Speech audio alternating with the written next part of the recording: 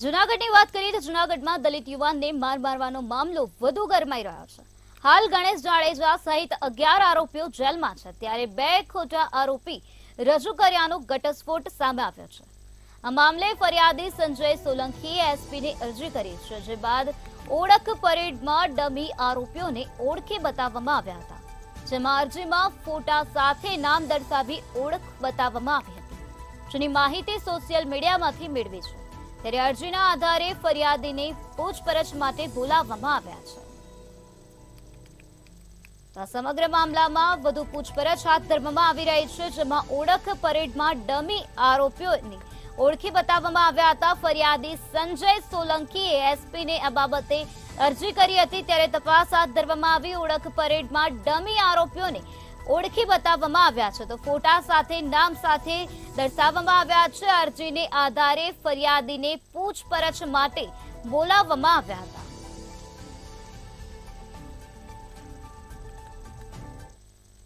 ચોક્કસથી જો આપણે જણાવી દઉં તો કે જે જુનાગઢનો જે ચકચારી બનાવ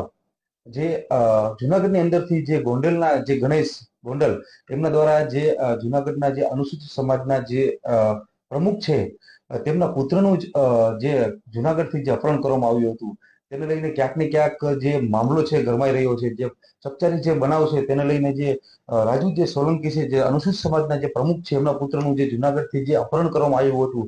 તેને લઈને ક્યાંક ને ક્યાંક જે ગણેશ ગોંડલ છે એમના સાગરીતો સહિત અપહરણ અને એટ્રોસિટી સહિતની જે ઘટના બની તેમાં એમના ઉપર એફઆઈઆર દાખલ થઈ ચૂકી છે। હાલ તો તમામ જે સાગરીતો સાથે જે ગણેશ ગોંડલ તમામ જે હાલ તો જુનાગઢ કસ્ટડીમાં જ છે અને ગણેશ ગોંડલ છે એ હાલ તો ગીતાભાઈ જાડેજા જે ગોંડલના ધારાસભ્ય છે એમના જે પુત્ર છે અને જરાસિંહ જે પૂર્વ ધારાસભ્ય છે એમના જે પુત્ર છે। જો એની જો વાત કરવામાં આવે તો ગણેશ ગોંડલ દ્વારા જે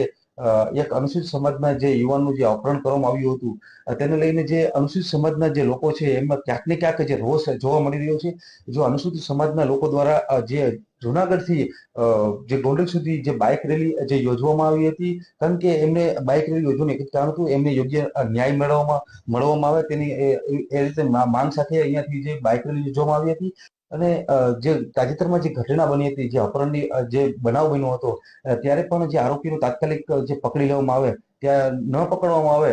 ત્યારે એમને જે આત્મવિલોપનની જે પોલીસ દ્વારા અને તંત્રને જે ચીમકી આપવામાં આવતી વાત કરી તો ત્યારબાદ એને જે આરોપીઓ છે જે ગણેશ ગોંડલ તેમને જે પકડી લેવામાં આવ્યા હતા અને હાલ તો જે ગણેશ ગોંડલ સહિત તેમના જે સાગરીતો છે હાલ પોલીસ કસ્ટડીમાં જ છે। અને બીજી તરફ જો વાત કરવામાં આવે તો જે ડમી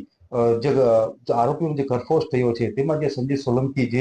જે પીડિત છે જેનું અપહરણ થયું હતું એના દ્વારા જે જુનાગઢ જે એસપી ને જે લેખિતમાં અરજી કરવામાં આવી છે કે આ જે આરોપીઓ છે તેમાંથી 2 આરોપી છે તે જે ડમી છે અને જે આરોપી જે છે મૂળ એમને જે પકડવામાં આવે તેવી લેખિતમાં જે અરજી કરવામાં આવી હતી અને એસપીની જે અરજી આપવામાં આવી છે એમાં સોશિયલ મીડિયામાંથી ફોટા લઈ અને જે આરોપીઓ છે તેમને બતાવવામાં આવ્યા છે અને ક્યાંક ને ક્યાંક પોલીસ છે તેમને પણ એમનો જે તપાસનો ધમધમાટ જે શરૂ કર્યો છે। અને જો વાત કરવામાં આવે તો વધુ પોલીસે જે આ બાબતે જે નોટિસ બજાવી અને વધુ તપાસ જે હાથ ધરી છે અને આરોપી દ્વારા જે એક જ જે માંગ કરવામાં આવી રહી છે કે જે તમામ